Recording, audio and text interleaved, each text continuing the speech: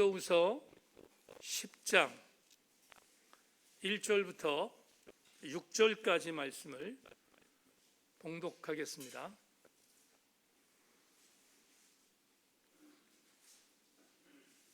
제가 말씀을 봉독하겠습니다.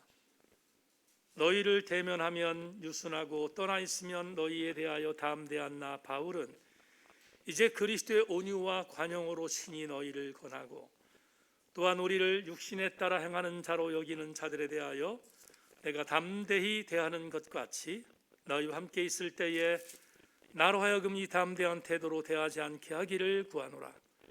우리의 육신으로나 육신으로 행하나 육신에 따라 싸우지 아니하노니 우리의 싸우는 무기는 육신에 속한 것이 아니요 오직 어떤 견고한 진도 무너뜨리는 하나님의 능력이라. 모든 이론을 무너뜨리며 하나님 아는 것을 대적하여 높아진 것을 다 무너뜨리고 모든 생각을 사로잡아 그리스도에게 복종하게 하니 너희 복종이 온전하게 될 때에 모든 복종하지 않는 것을 버려라고 준비하는 중에 있노라. 아멘. 오늘 대면 예배를 시작하면서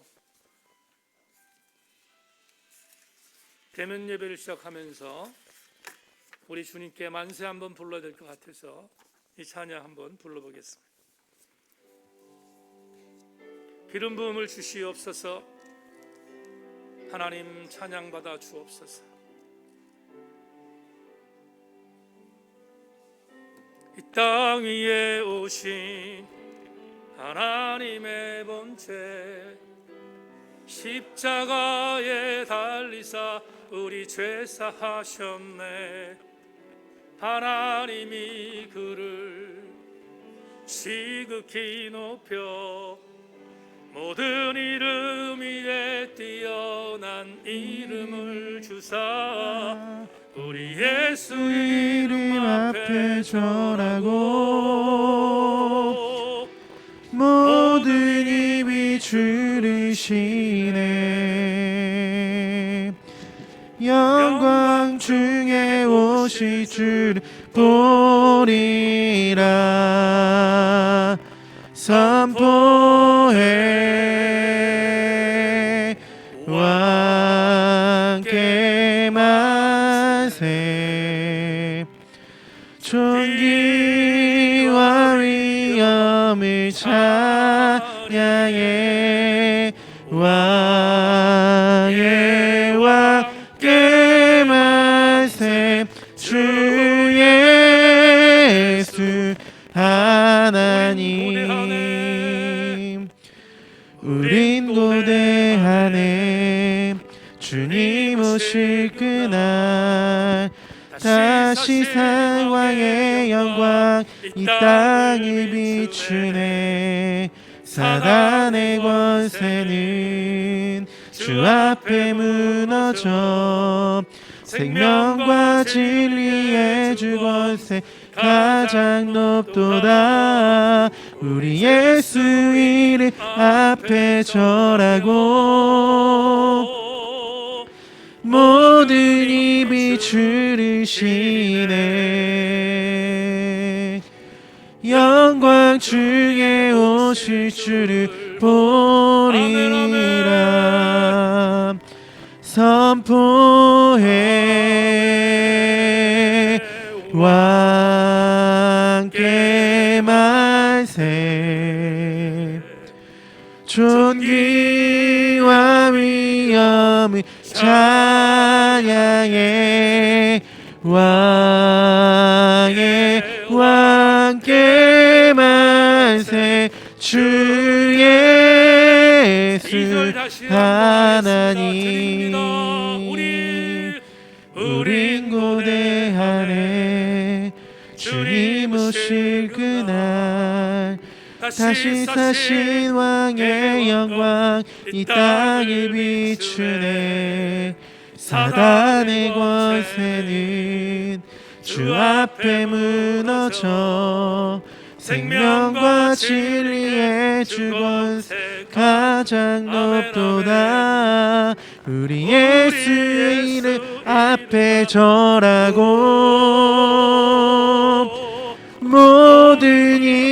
주르시네. 영광 중에 오실 줄을 보리라. 선포해 왕께 만세. 존귀와 위엄이 찬양해 왕께 만세. 주 예수 하나님. 2개월 만에 모였습니다. 한 사람의 심령도 예배 없이 왕께 만세를 외치는 예배되게 하여 주시옵소서. 이 시간 두렵고 떨리는 마음으로, 기도하는 마음으로 오늘 영적 전쟁터에서 수고하고 있는 교우들과 나눌 말씀을 준비했습니다. 우리의 심령이 뜨거워지게 하여 주시옵소서. 하나님의 선하신 은혜를 기대합니다. 역사하여 주실 줄로 믿고 예수 그리스도의 이름으로 기도하옵나이다. 아멘. 말씀에 기대를 거십시다. 인사하겠습니다. 말씀에 기대를 거십시다.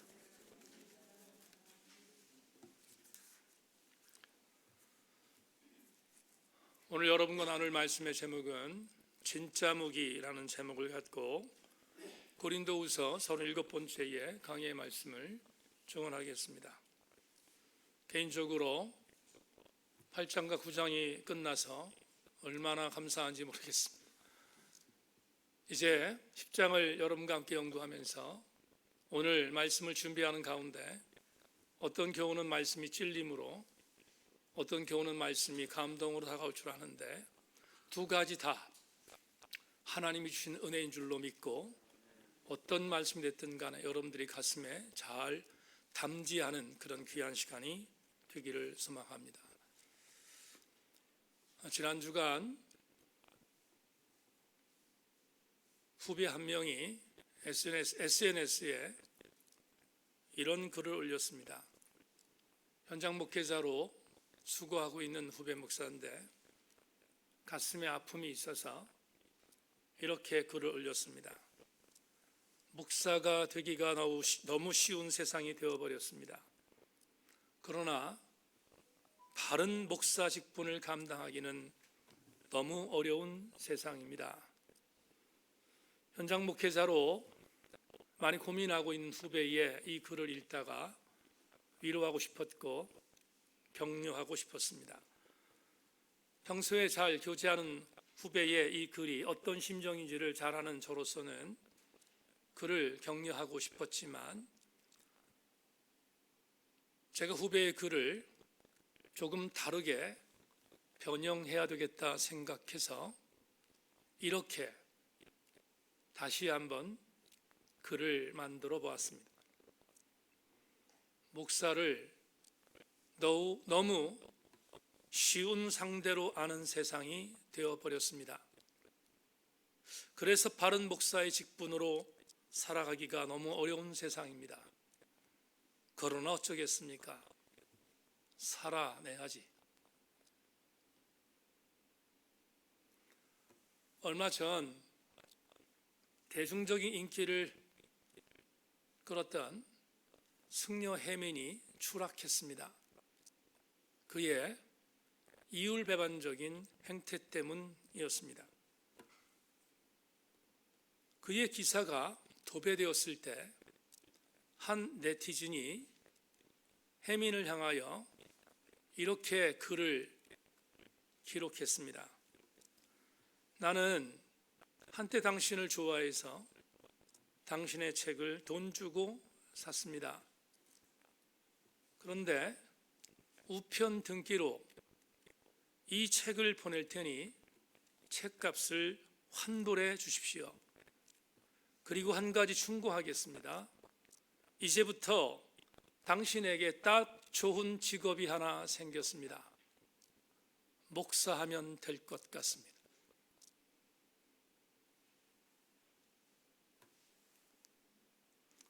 얼마나 화가 뻗쳤으면 그랬을까. 그 화풀이를 글로 쓴 이 네티즌을 이해하기로 했지만 하필이면 왜 목사한테 시비를 거는지. 목사인 저는 참 참담했습니다. 이런 수모를 겪고 참아야 되는가?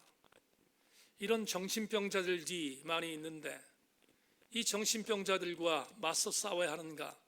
한동안 심각하게 고민한 적이 있습니다. 아주 가끔은 목사가 너무 당하고 있는 것은 아닌가? 너무 수비적인 자세를 취하는 것은 아닌가? 그래서 부글부글 끓어올 때가 참 많습니다. 그런데 또 참아야 하는 것이 목사이기에 뒤로 물러설 수밖에 없는 것이 현실인 것에 아파했습니다. 그럼에도 불구하고 정말 화가 날 때가 많이 있는 것이 사실입니다. 어제 토요일 새벽에 사랑하는 교우들과 더불어 누가복음 22장을 나누었습니다. 누가복음 22장을 읽고 설교를 하는데 한 구절이 저를 사로잡았습니다. 요즘 너무 공격적인 기독교에 해당되는 목회자들에 대한 공격이 심해서 밤잠을 이루지 못할 때가 굉장히 많이 있는데, 그래서 나도 실력으로 뭔가를 대항하고 싶은 마음이 가장 많이 들고 있는데, 토요일 새벽 미명 여러분들에게 오늘 이 설교를 준비하기 직전에 누가복음 22장을 교우들과 읽게 되었습니다. 주께서 잡히시던 금요일 새벽에 겟세마네 동산에서 처절한 기도를 들으셨던 주님에게 가룟 유다가 가까이 와서 입을 맞췄습니다. 배신의 징표입니다. 그 신호를 기초로 하여 가야바 제사장의 수졸들과 병사들이 예수님을 체포하려고 할 때에 다혈질적인 제자였던 베드로가 가야바의 몸종이었던 말고의 귀를 칼로 쳐서 떨어뜨립니다. 그러자 예수님께서 그 말고의 귀를, 떨어진 말고의 귀를 들으셔서 그의 귀에 갖다가 다시 붙여주시면서 한마디 하셨습니다. 누가복음 22장 51절, 예수께서 일러 이르시되 이것까지 참으라 하시고 그 귀를 만져 낫게 하시더라. 이 구절 보다가 부글부글 끓던 제 마음이 하나님께 항복했습니다. 하나님이 얼마나 세밀한지 설교 준비하기 전에 부글부글 끓고 있었던 제 마음속에 이것까지 참으라고 하시니까 어떻게 합니까? 참아야 하지. 그래서 여러분 참 속상했습니다. 하나님, 해도 너무하지 않습니까? 하필이면 설교 준비 바로 하기 직전에 이것까지 참으라는 말씀을 주십니까?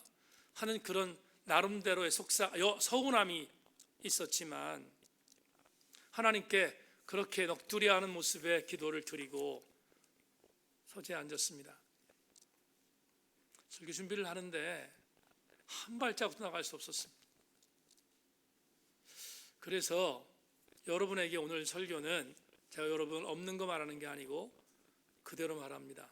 직업의식으로 설교 준비했습니다.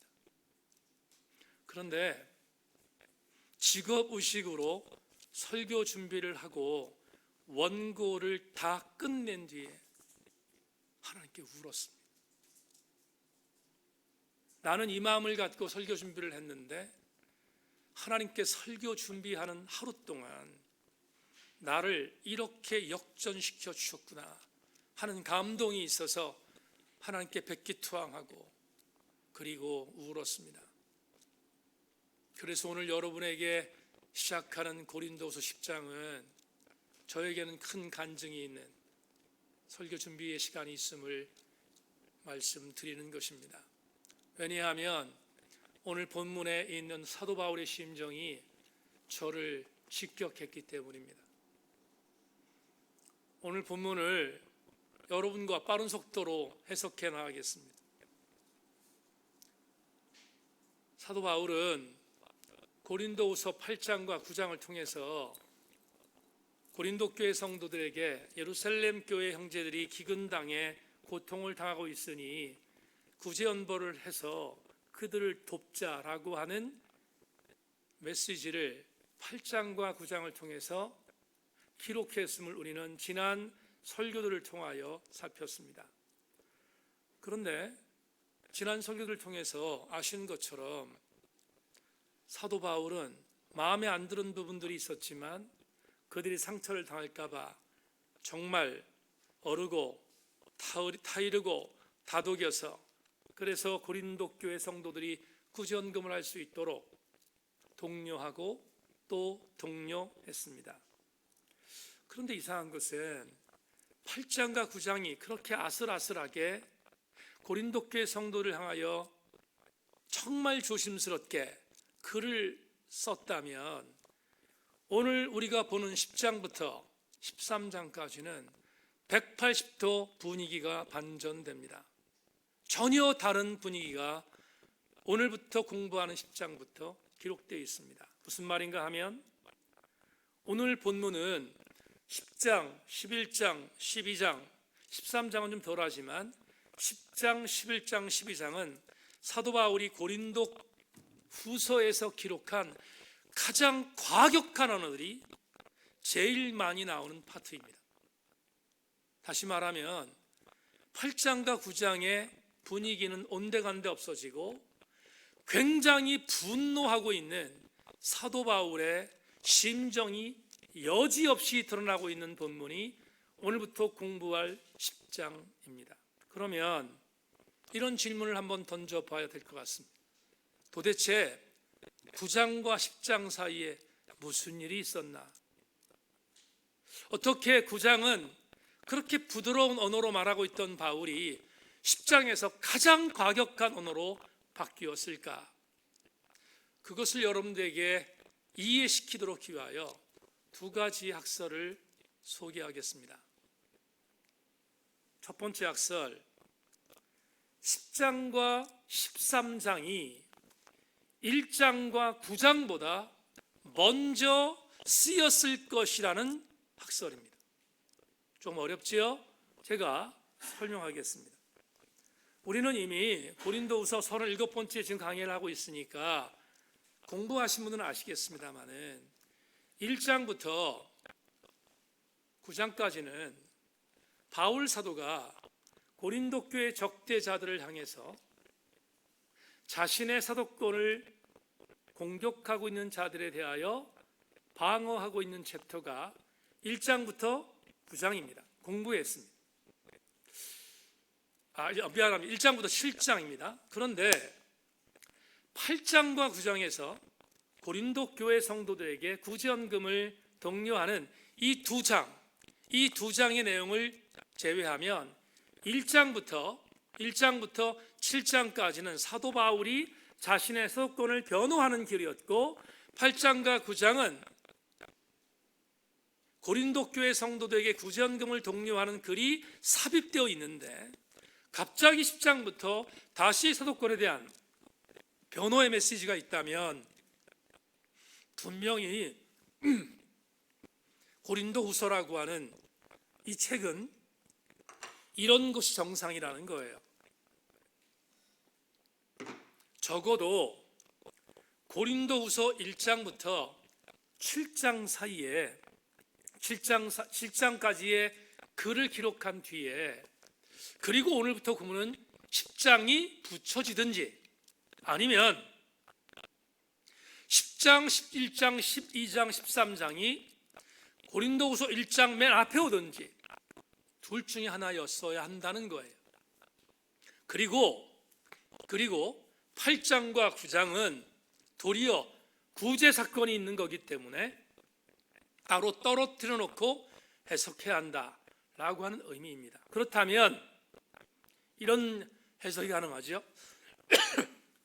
어떤 해석이냐면 10장부터 13장은 1장과 9장보다 먼저 쓰여질 수 있는 학설이 있다는 이 주장이 설득력이 있는 것입니다. 그럴듯한데, 그런데 동의하기는 어렵습니다.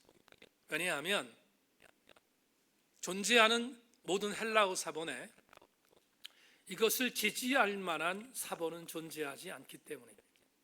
그러면 학자들이 설득력이 있는 말씀으로 말씀을 했지만 우리가 이걸 동의하기가 어렵다면 이 두 번째의 학설을 저는 지지하는 편입니다.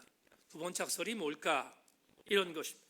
1장부터 9장은 그냥 기록되었다가 그리고 10장부터 13장이 순서대로 붙여졌다는 것입니다. 문제는 1장과 9장까지 기록한 사도 바울이 9장까지의 기록을 한 뒤 시간적인 인터벌을 가졌어요.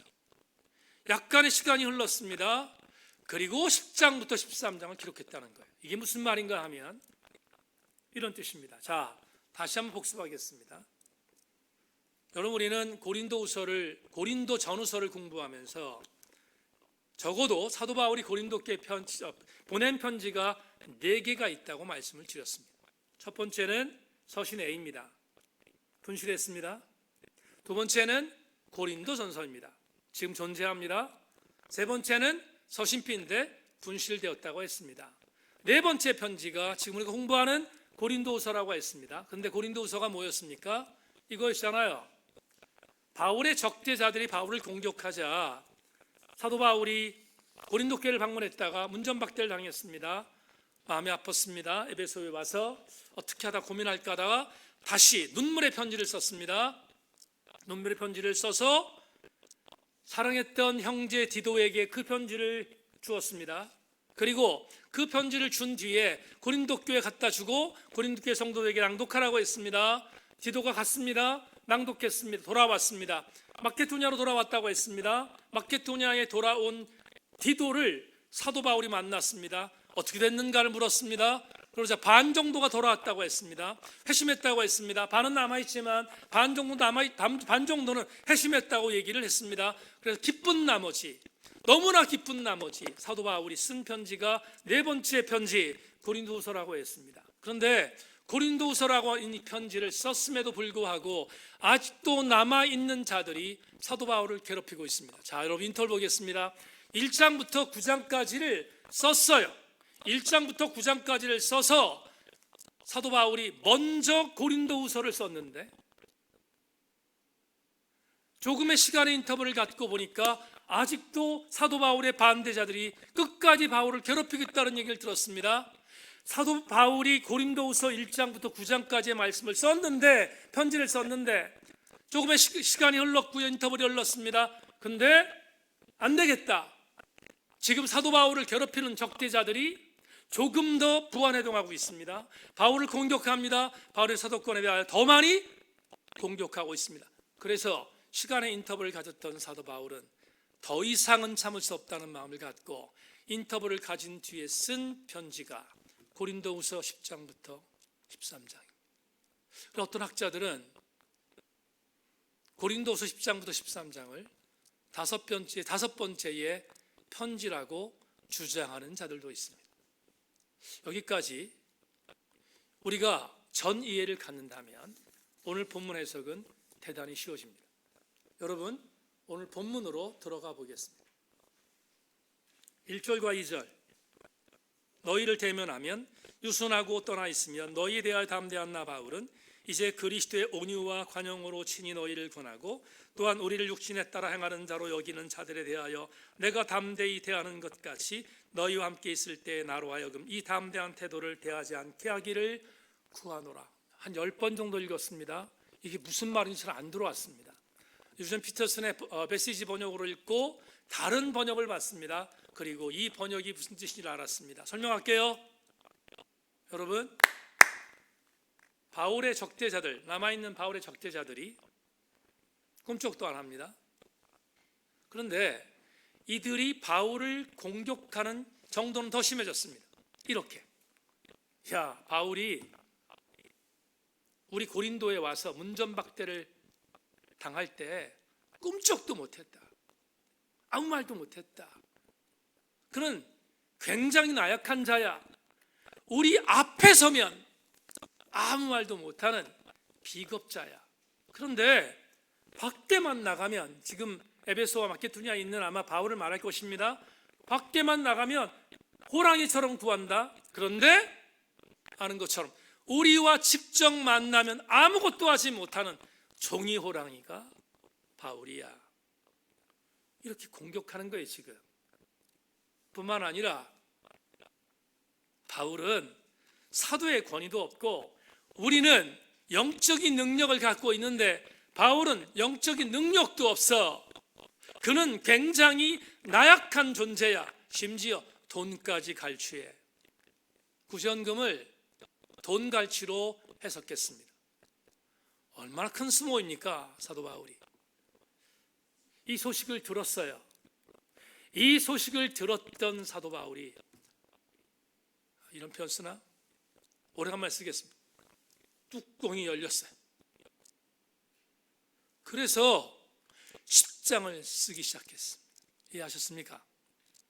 이렇게 수모와 이런 멸시와 이런 고통을 당하며 이런 누명을 씌웠던 저들을 향해서 이제는 용서하지 않겠다는 거예요.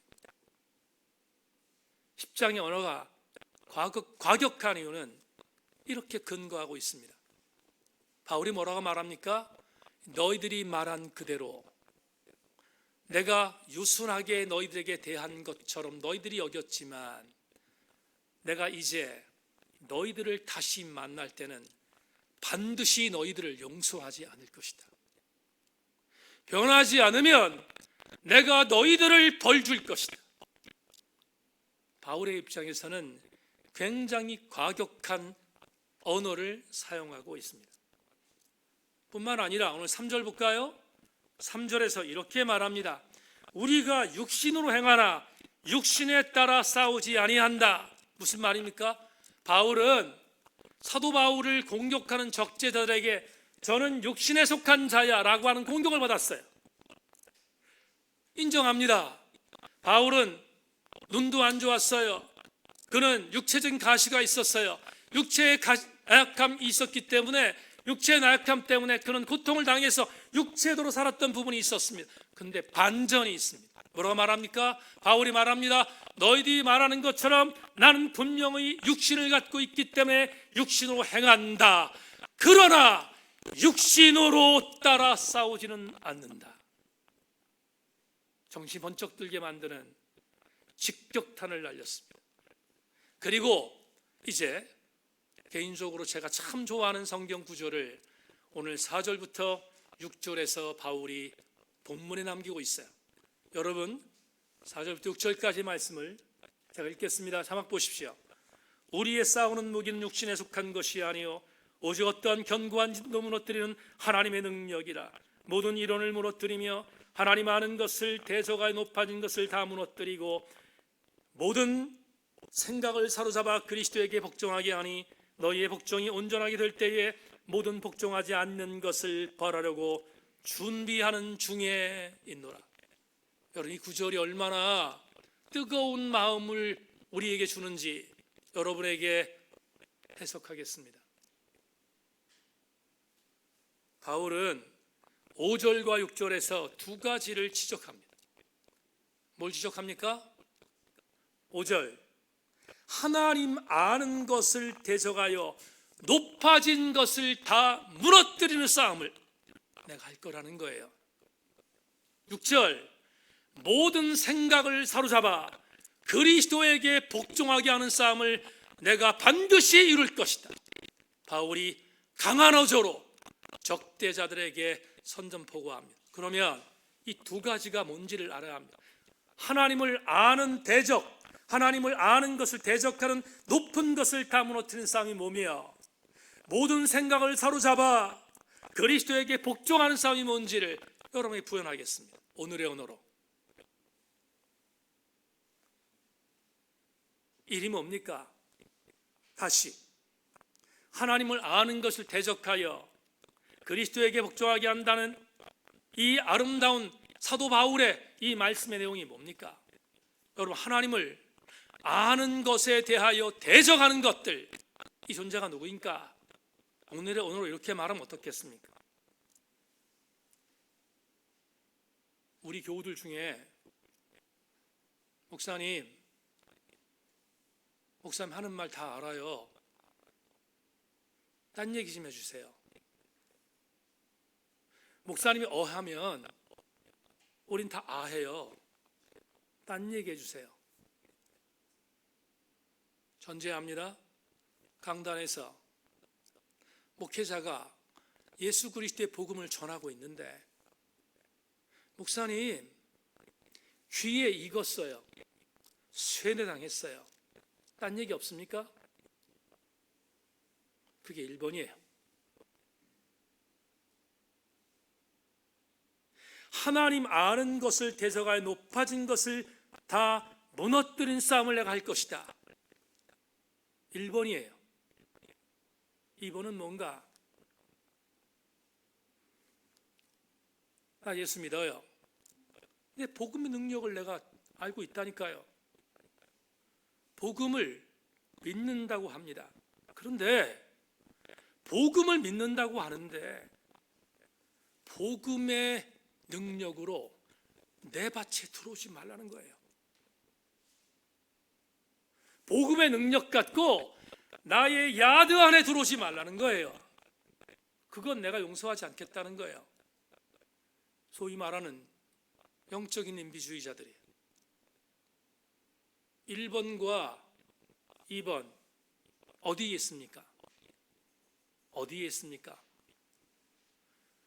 2000년 전 마케도니아의 남부 지역에 있었던 부유한 도시 고린도라는 공동체 안에 있는 고린도교회 성도들 중에 2분의 1, 반수만 이런 자들입니까? 그렇습니까? 제가 오늘 설교를 여러분들 선포하면서 이런 말씀 드렸습니다. 어떤 이에게는 오늘 설교가 찔림이 될 거라고. 고린도 교회만 있지 않아요. 충북 제천시 내터로 15길가 23번지에도 여전히 있잖아요. 여전히 있지 않습니까? 부인하고 싶지만 부인할 수 없습니다. 있습니다. 복음을 믿는 척하는 자들이 얼마나 많은지 모르고, 제가 지난주 새벽 예배 때 교우들 몇몇 교우들에게 말씀을 드렸던 오늘 주일날 다시 한번 드리겠다고 약속했던 한 예화를 여러분께 말씀드리겠습니다. 여러분들 잘 아시는 NGO 단체 컴패션의 대표가 고 김중건 목사님의 사위인 서정인 목사입니다. 그런데 이 서정인 목사님이 NGO 단체의 대표니까 NGO 대표의 자격으로 북한을 갔습니다. 북한 가서 북한의 타가소에 들려서 물품들을 갖고 그들에게 전달하러 가는 그 일을 하기 위해서 몇 년 전 북한을 방문했습니다. 타고에서 들어가서 타가소에서 어린아이들, 비쩍 마른 어린아이를 보고 그리고 준비해간 선물도 주고 그리고 지원도 하고 돌아왔습니다. 지금 여러분 전병욱 목사가 목회하던 삼일교회, 그 삼일교회를 담임하는 목사님이 송태근 목사님인데, 송태근 목사님과 친분 관계가 있어서 둘이 아침 식사를 하는 어간에 송태근 목사님과 얘기를 나눴습니다. 그런데 그 송태근 목사님이 그날 그 서정인 목사님이 본인한테 했던 말을 듣고 유튜브에 영상을 올렸어요. 이런 영상입니다. 서정인 목사님이 송태근 목사님한테 말했다는 거예요. 송 목사님, 북한 갔다 왔습니다. 근데 내가 그날 가서 굉장히 마음이 아팠습니다. 그리고 이 말을 했습니다. 갔더니 상당수 많은 어린아이들, 유아들이 자는 척하고 있었습니다. 관리자들이 남한에서 왔으니까 쓸데없는 어떤 짓 할까 봐 재운 거지요. 자고 있으라는 거예요. 재우는 척한 자고 있는 척을 하라고 명령한 것입니다. 여러분, 병영국가에서 말 안 들으면 안 되잖아요. 그 아이들, 그 어린 아이들도 자고 있는 척을 한 거예요. 마음이 아팠다는 거예요. 마음이 아프고 그 정말 기가 막힌 일을 보고 왔던 서정인 목사님이 송태우 목사한테 이렇게 말했다는 거예요. 송 목사님, 근데 제가 그 광경을 보다가 하나 깨달은 게 있습니다. 완전히 떨어져서 진짜 자는 아이를 깨우는 것은 쉽습니다. 흔들면 깨우니까. 그런데 자는 척하는 아이들을 깨우는 것은 어렵습니다. 왜냐하면 자는 척하도록 한 외부의 어떤 물리적인 학습된 것을 통하여 통제받고 있기 때문에 진짜 깨우는 것은 어렵습니다.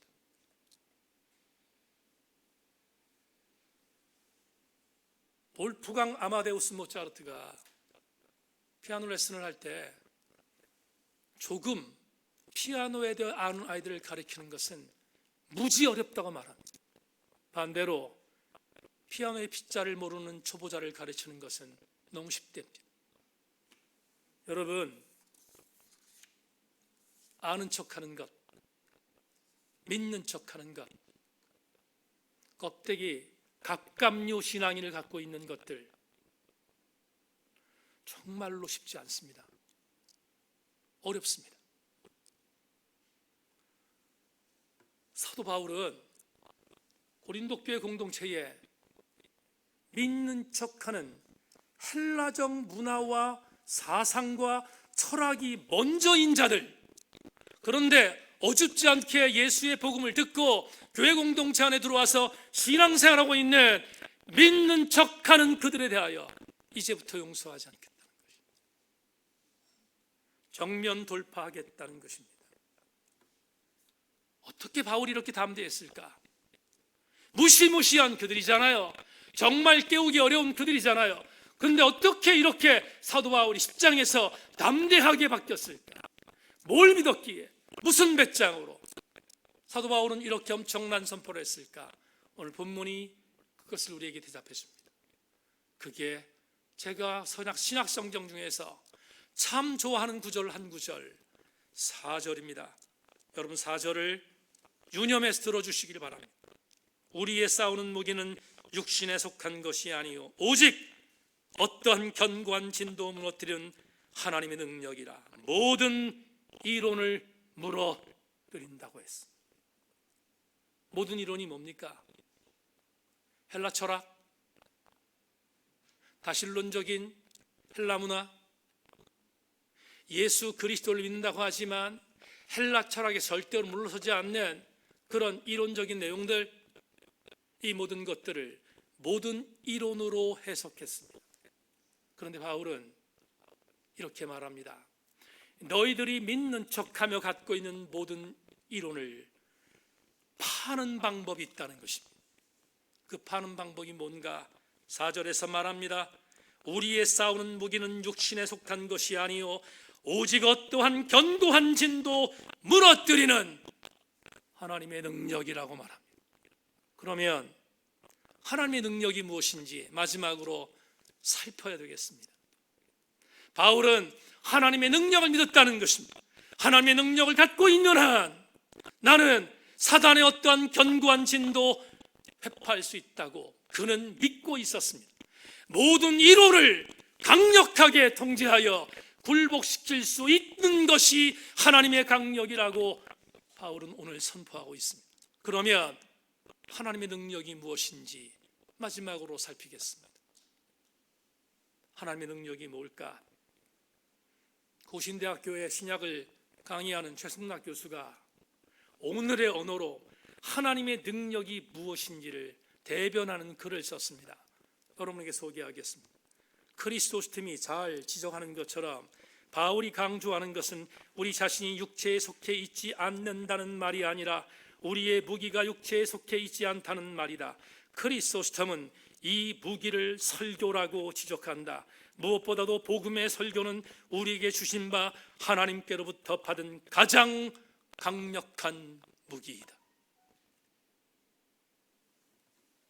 하나님의 강력을 크리소스톰이라고 하는 초대 교부 설교자는 설교라고 해석했습니다. 이렇게 갈파했던 최 교수는 다시 한번 이런 쐐기를 박습니다.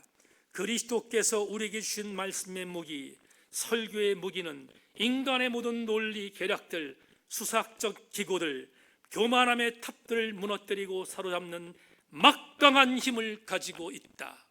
그렇다면 오늘 설교의 레마를 이렇게 받겠습니다. 떨리는 마음으로 우리 교우들에게 서재에 준비한 말씀의 레마를 이렇게 전하고 싶습니다. 사랑하는 교우 여러분, 여러분은 담임 목사의 치열함을 통하여 준비된 설교를 여러분의 진짜 무기로 사용하고 계십니까?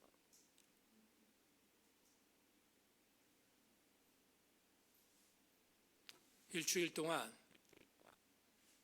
현장에서 지치고 고통당하고 어려움 당하는 성도들에게 그 모든 것들을 이길 수 있도록 치열하게 영적으로 선장하여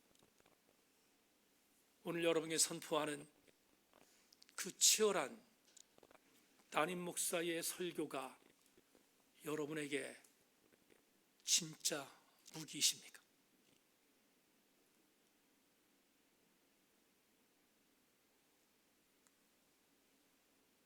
오늘 헌금 찬양으로 부를 것입니다. 종교개혁주일날 단골 메뉴로 부르는 찬송가 585장 1절의 세 번째, 네 번째 소절에서 루터는 이렇게 실토했습니다. 옛 원수 마귀는 이때도 힘을 써 모략과 권세로 무기를 삼으니 천하에 누가 당하리야. 그렇다면 손 놓고 있어야 합니까?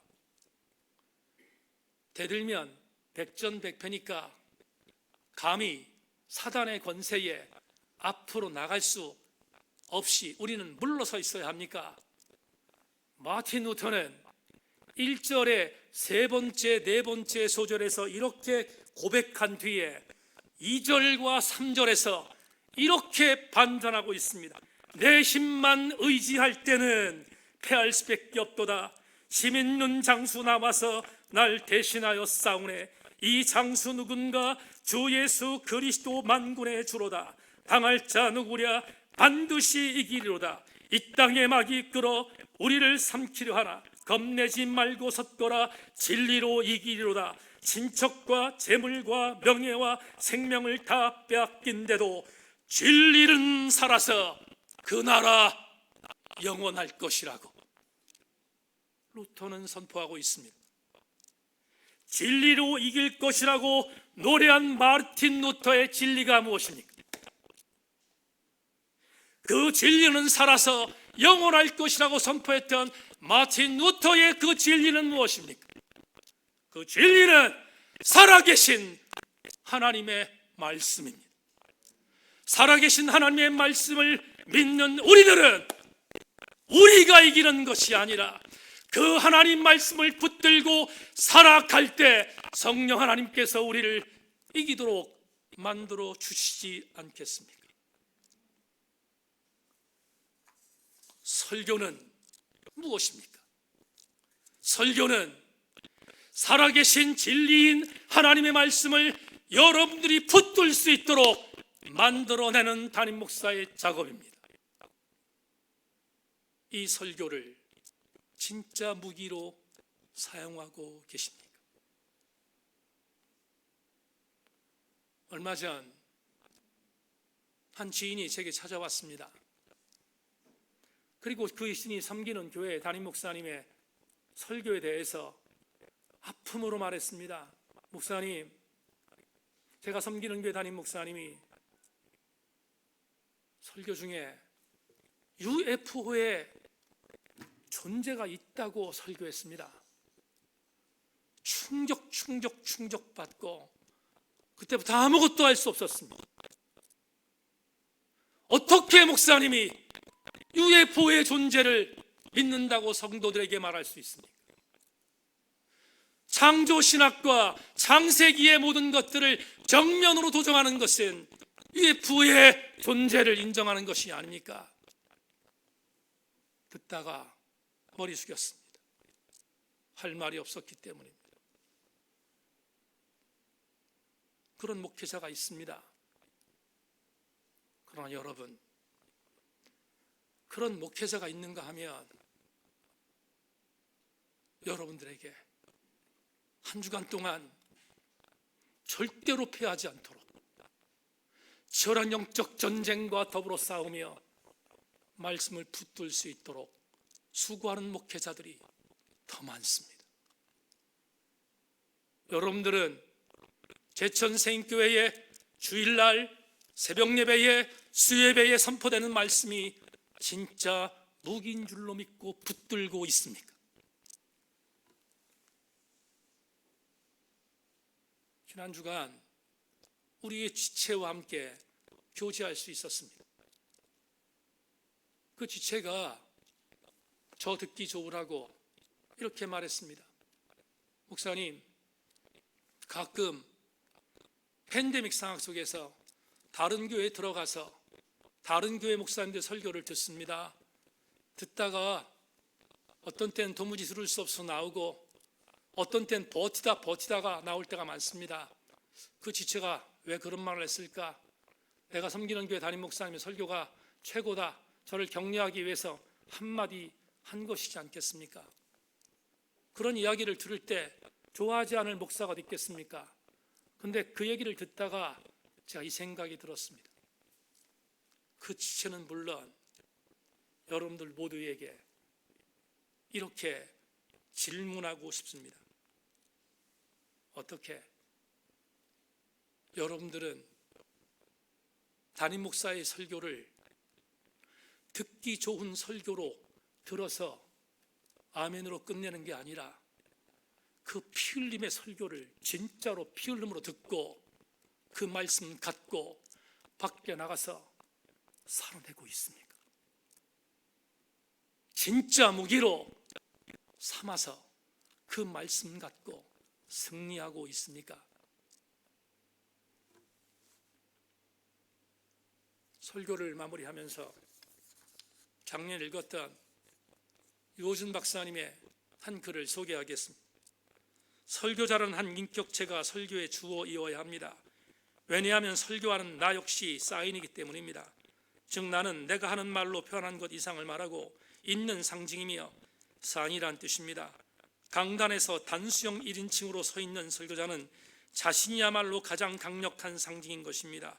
이런 점에서 설교를 한다는 것은 설교자 자신에게 엄청난 부담과 중압감을 줍니다. 설교자는 내 발을 보지 말고 내 입을 보시오라고 말해서는 안 됩니다. 설교자의 진정성 있는 삶과 신앙이 담보되지 않는 설교는 죽은 설교입니다. 주님을 믿는 나 신앙에 따라 행동하는 나, 하나님의 가르침에 따라 사는 나, 복음의 깊은 감동을 받고 사는 나, 복음에 의해 스릴을 경험하는 나, 복음에 의해 도전받는 나, 복음에 의해 갈등하고 고민하는 나, 한마디로 진정성인 나가 강단에 서야 하는 것입니다. 유호준 박사의 이 글을 읽다가 멍했습니다. 사정이 이런데 어떻게 설교자가 설교를 가볍게 여길 수 있으며, 사정이 이런데 어떻게 설교를 들은 성도들이 설교를 가볍게 여길 수 있겠습니까?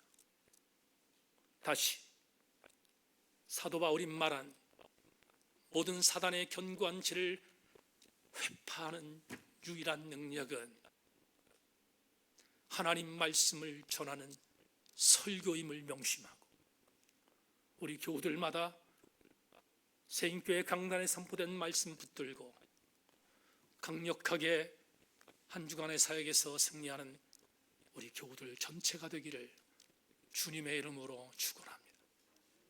말씀 맺겠습니다. 보수주의자들에게 불온서적 일본으로 여기는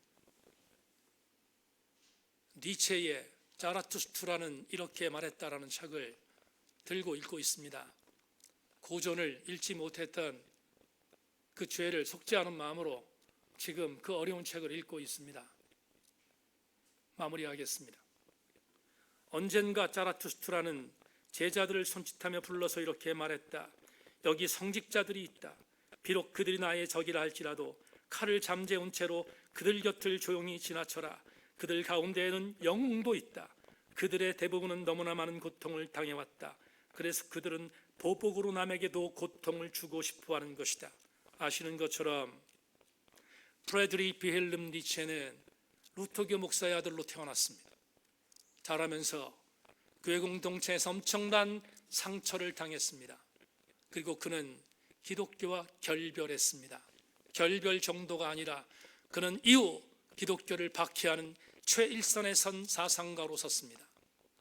그런데 그가 쓴 자라투스트라는 이렇게 말했다의 한 부분을 읽다가 이러한 여운을 가졌습니다.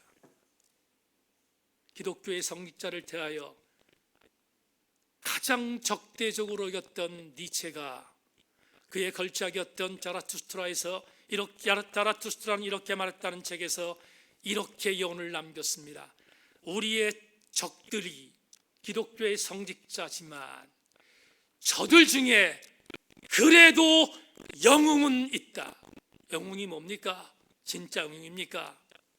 진짜 목사, 진짜 설교자도 있다는 것이 아닙니까? 이 여운을 받았습니다. 만에 하나 니체가 그 영웅의 설교자를 한 번만 더 붙들었다면, 만에 하나 니체가 본인 스스로가 신학을 했으니 그 영웅이 본인이 되어줬다면 그는 막 살지 않았을 것이고 그는 마지막 스키조프레니아 정신분열증으로 앓다가 허망하게 세상을 떠나지 않았을 것일 텐데. 세인교회 지체 여러분, 2개월 만에 대면 예배 나왔습니다. 예배자로 섰습니다. 설교를 들으셨습니다. 듣고 밖으로 나갈 것입니다. 나가서 그냥 살지 마십시다. 설교를 통하여 여러분의 삶 현장에서 여러분이 닥치는 수많은 고통과 수모와 어려움과 질고를 이기는 진짜 무기 삼으셔서 한 주간도 주 안에서 승리하는 우리 모든 교우들 되기를 주님의 이름으로 소망합니다. 내 주는 강한 성,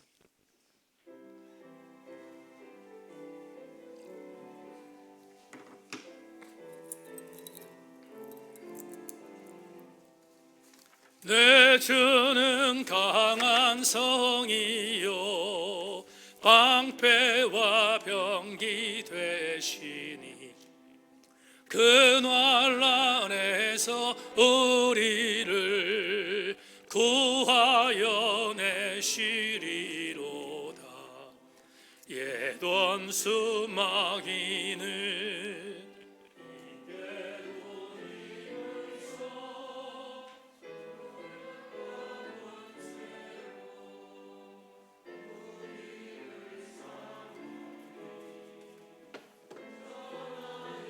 자리에서 일어나셔서 3절 하겠습니다. 내 힘에 마귀 들끓어 우리를 삼키려 하 겁내지 말고 섰거라 진리로 이기리로다. 친척과 재물과 명예와 생명을 다 빼앗긴데도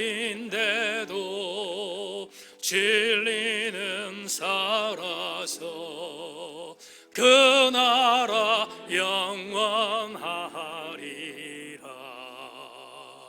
아멘. 하나님, 진리는 살아있기에, 하나님 말씀은 살아있기에 사랑하는 교우들은 하나님 말씀을 붙들게 되면 반드시 이길 것을 믿고 우리 사랑하는 귀한 세인교회 지체들 또 한 주간도 넉넉히 이기는 삶을 살아가는 한 주간이 되게 하여 주시옵소서. 치열한 피 흘림 속에 부족한 종이 말씀을 준비하여 선포한 설교가 저들에게 진짜 무기 되게 하여 주시어서 한 주간도 하나님의 은혜 안에 닥치는 모든 어려움들을 이겨나가는 살아내는 아름다운 교우들 되게 하여 주시옵소서. 이 시간 드린 예물에 기름 부어주시고 이 물질의 지배자가 되게 하여 주시며 절대로 물질에 지배당하는 자들이 아닌 물질을 통치하며 물질을 하나님의 은혜 안에 온전히 써가는 승리의 주인공들 다 되게 하여 주시고 성도들의 범사 안에 주의 은혜가 흘러넘치게 하여 주시옵소서.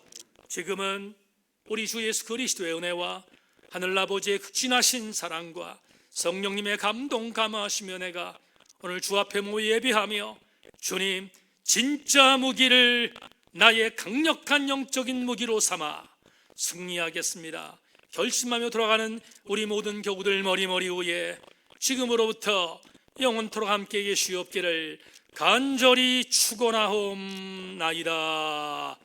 아멘 아멘. 감사합니다. 오 주님